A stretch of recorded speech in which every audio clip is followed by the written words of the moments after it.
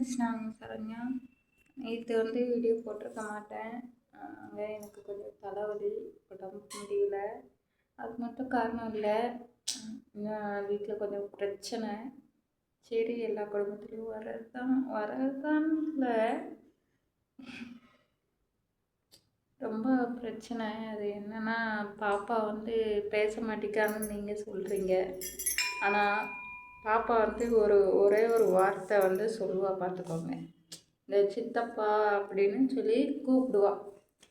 அது என்னமோ பிள்ளை இப்படி கூப்பிடுது, அதுக்காண்டி என்னைய பேசினாங்க.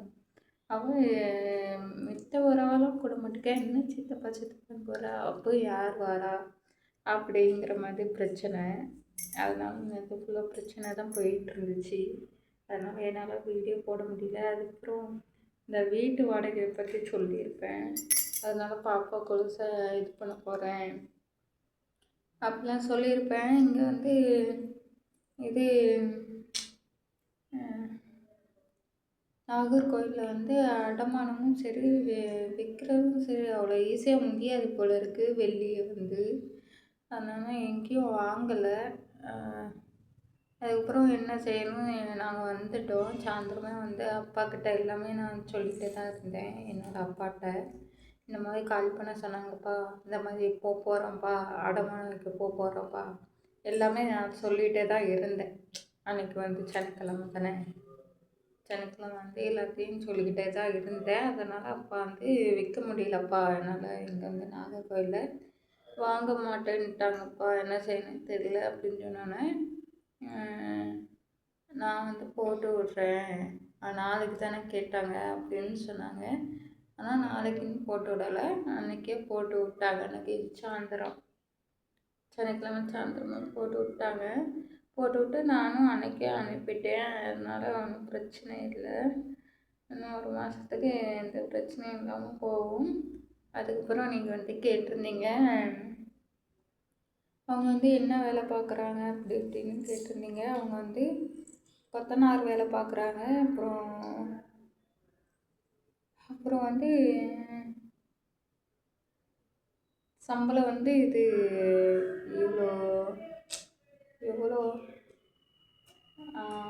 800 அதில் 500 தான் டெய்லியும் எடுத்து இது பண்ணுவாங்க. எனக்கு 300 அவங்க செலவுக்கு ஆகும்னு வச்சுக்கோங்க. ஆனால் அதை வச்சு கூட தாட்ட முடியல. அது உண்மைதான். எவ்வளோ காசு இருந்தாலும் இந்த காலத்தில் தாட்டவே முடியாது, வாழ்க்கையை நடத்த முடியாது. ஆனால் சில பேர் சொல்லுவாங்க, அதெல்லாம் எப்படி நாங்களே நடத்துகிறோமே எப்படின்னு. அதெல்லாம் உண்மையே கிடையாது, நிதர்சனமே கிடையாது. 2 பேர் வேலைக்கு போனால் தான் இந்த காலத்தில் இது பண்ண முடியும். ஒருத்தர் வேலைக்கு போனாங்கன்னு வச்சுக்கோங்க, ஒன்றுமே பண்ண முடியாது. செலவுக்கு தான் கரெக்டாக இருக்கும், மிச்சமே பண்ண முடியாது. அதில் நம்ம மிச்சம் எடுக்க முடியாது.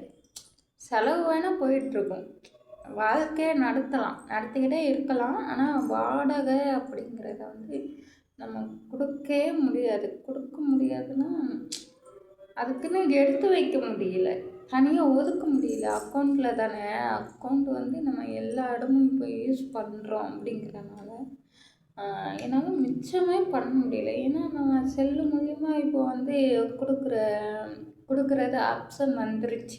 எல்லா கடையிலையுமே ஜிபே இருக்குது. அப்படிங்கும்போது நம்ம ஒன்று தான் வாங்க போவோம், ஒரு பொருள் தான் வாங்க போவோம். ஆனால் அங்கே இன்னொரு பொருள் பார்த்தா அதை வாங்கணும்னு தோணும். அப்படி தான் இந்த செல்லில் காசு வந்ததுனால போகுது. அந்த மாதிரி காசு போயிருதா, அதனால் மிச்சமே பண்ண முடியல ஃப்ரெண்ட்ஸு. ஆனால் மிச்சம் பண்ணி தான் ஆகணும். இதுக்கப்புறம் நான் ஒரு தடவை பட்டுட்டோன்னா இன்னொரு தடவை புத்தி இருந்தே ஆகணும் அப்படிங்கிற ஒரு புத்தியில் தான் நான் இருக்கிறேன். அதனால் சரி பார்த்துக்கலாம் அப்படின்னு தான் இப்போ இருக்கிறேன். என்ன தான் நம்ம மனசு அழுப்பாஞ்சாலும் நம்ம கட்டுப்பாடோடு இருக்கணும், என்ன அத்தியாவசிய செலவும் பண்ணக்கூடாது அப்படிங்கிறதுல நான் உறுதி எடுத்திருக்கேன். சரி, அடுத்த வீடியோவில் பார்க்கலாம் ஃப்ரெண்ட்ஸ். இந்த வீடியோ பிடிச்சிருந்தா மறக்காமல் லைக் பண்ணுங்கள், ஷேர் பண்ணுங்கள், கமெண்ட் பண்ணுங்கள். மறக்காமல் சப்ஸ்கிரைப் பண்ணி வச்சுக்கோங்க. சரியா? அப்புறம் பார்க்கலாம்.